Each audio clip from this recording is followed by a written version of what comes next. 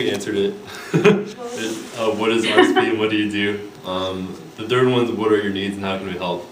And we can go off that after. Oh, wait, can we go back first? Yeah. So is the goal to help the boys get out of the night bazaar, or is it to prevent boys from going in, or both? It's a great question. What RCP does is we realize that it's impossible for us to say, and we don't want to be judgmental or come across as the Westerner invading, saying, that's bad, we don't want you going to the night bazaar and we don't want you going to Farang's, because we realize that there's such a need and a cultural responsibility for these boys to give back to their families, to give back to their younger brothers back in the village. And so we know it's really difficult for them. What we're trying to do is create an avenue of possibilities so that these boys can realize that they can work in a restaurant, they can work in a hotel, they can do something else than having to be rented out for the night by a Westerner. So we really try to give them different opportunities and different options.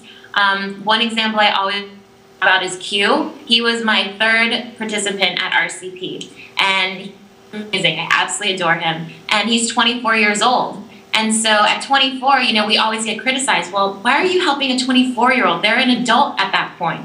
And yes, you're right, they are an adult, but Q has been working in the night bazaar in the Red Lake District since he was 12 years old. And he's now 24 years old.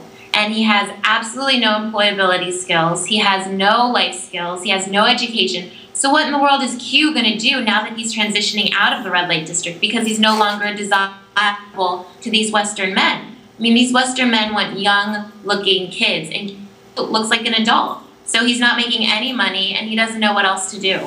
So what RCP is able to do is say, all right, let's sit down, Q, and what else can we get you to do? And what are your goals? What are your dreams? How can we help you reach those goals? And so Q's now been working in a restaurant for the past year, and he has been, he was promoted from, you know, busboy to now he's a sous chef. And so without RCP, he wouldn't have been able to put his insurance payment down. In order to get a job, you have to put down $4,000 to cover essentially anything you would break if you tend to not appear one day for work. And these boys don't have 4,000 baht to put towards work insurance. Also, we were able to help them get a uniform. So those two barriers would prevent a kid from seeking employment outside the Red Lake District.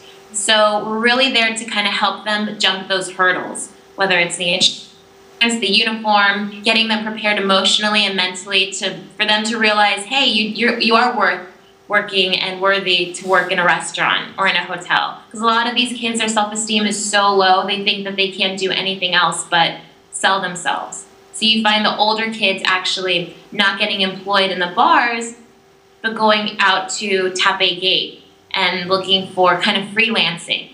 And so really dangerous, horrible lifestyle that they leave to go into another dangerous, horrible lifestyle. So we really just provide a link between RCP and the boys and opportunities outside the Red Lake District. But obviously we definitely want them to stop the type of work they're doing, but it's definitely a difficult battle.